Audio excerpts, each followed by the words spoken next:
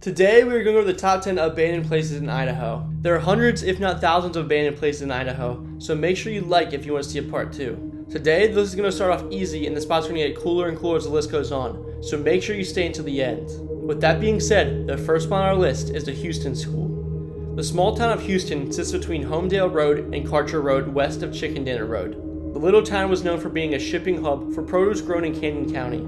Residents used to be able to easily reach Caldwell by riding a streetcar that ran daily until the mid-1920s. After the streetcar was taken out, the town shrunk significantly in size until its last business closed its doors in 2005. Today, only the post office remains standing, along with the abandoned schoolhouse. White Knob Mine in Ghost Town. White Knob was a mining town in Custer County, Idaho, that was near the town of McCall. After the copper mining operation of White Knob was shut down, the town quickly set in decline, with the school closing, a main indicator of the last nail in the coffin for many ghost towns, just 4 years later.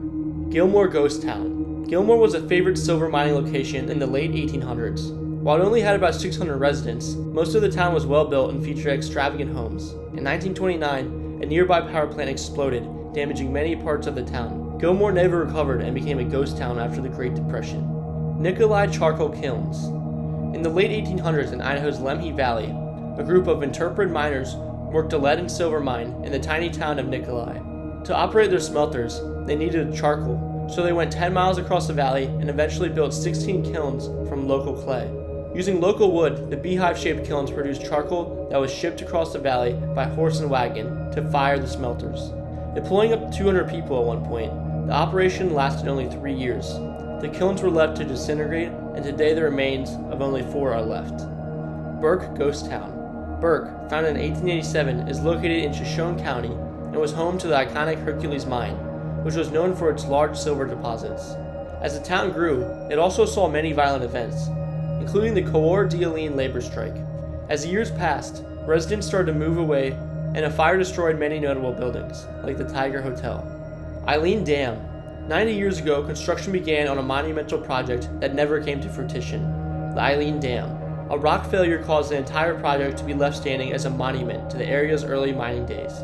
The Eileen Dam was constructed to provide electricity to mines in the Deer Creek area. Mining activity started in the Deer Creek area around 1896. Mining camps were established, and a setback occurred in 1904, when a forest fire swept through the Buckhorn camp and destroyed all the buildings, tools, and supplies. The mining must have been too good to abandon, and the Cyanide Gold Mining Company rebuilt. In 1923, the company completed plans to construct a dam and power plant below a box canyon on the Moy River near the mouth of Skin. Over 10 miles of transmission line were planned to carry electricity from the power plant to the Scout and Buckhorn mines. The nearby crossing on the Union Pacific Railroad line, named Eileen, provided the name for the dam, which was also called the Buckhorn Dam at times. In 1923, workers constructed the 50-foot-high dam that is 150 feet long for $100,000. Within the concrete, railroad rails create a mesh on 2-foot sensors, both horizontally and vertically.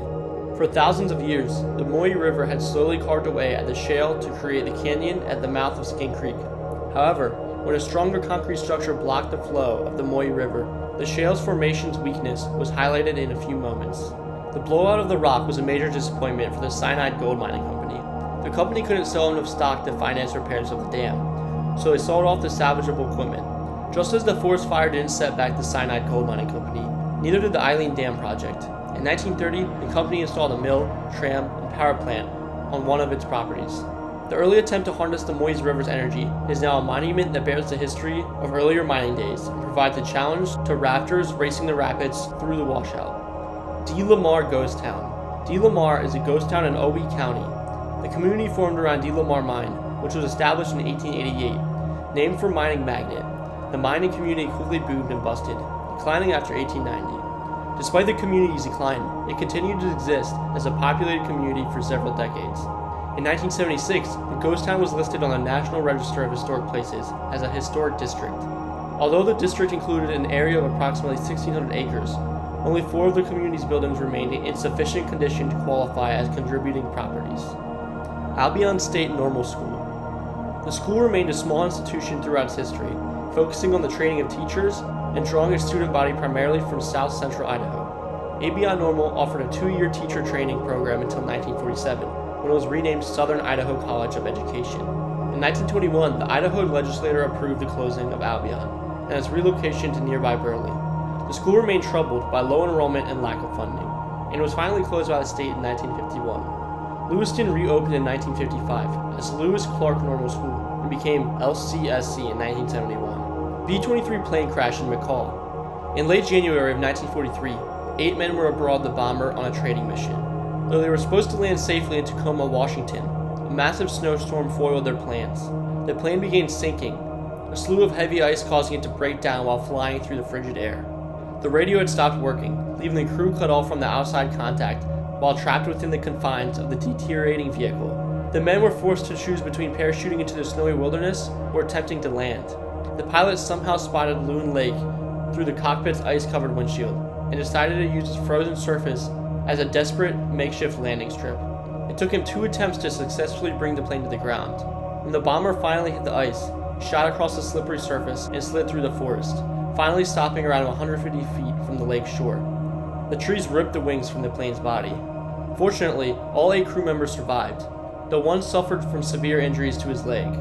They spent days huddled within a makeshift shelter they had ramshackled from digging into the snow and covering the icy hovel with parts of the wrecked plane, facing freezing temperatures and a shortage of food.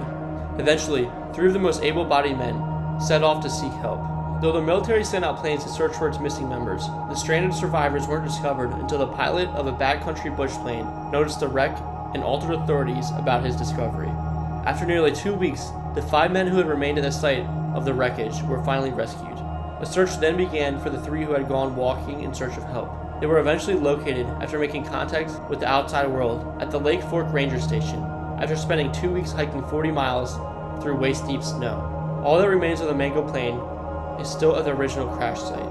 Wild Waters Waterpark. Wild Waters was the Northwest's largest water park, a behemoth attraction that dominated the summer market for years. Originally developed by a Canadian company, Wild Waters was a roaring success in its early days. Originally projected to have over 800 visitors per day, the park nearly doubled that. In trying to keep up with the competition, investments became more hefty than income. After closing for renovations in 2009, the website and very existence of the park disappeared entirely. When the original banks and trust investors bailed out, unintended management and ownership of the struggling park was left to the family of James E. Lavin, none of whom had ever intended to own or run the park. None of the damages were covered, and little could be done to revive the park. So guys, those are the top 10 abandoned places in Idaho. Make sure you like and subscribe if you want to see a part 2. But anyways, thank you guys so much for watching. Like and subscribe for more. Peace.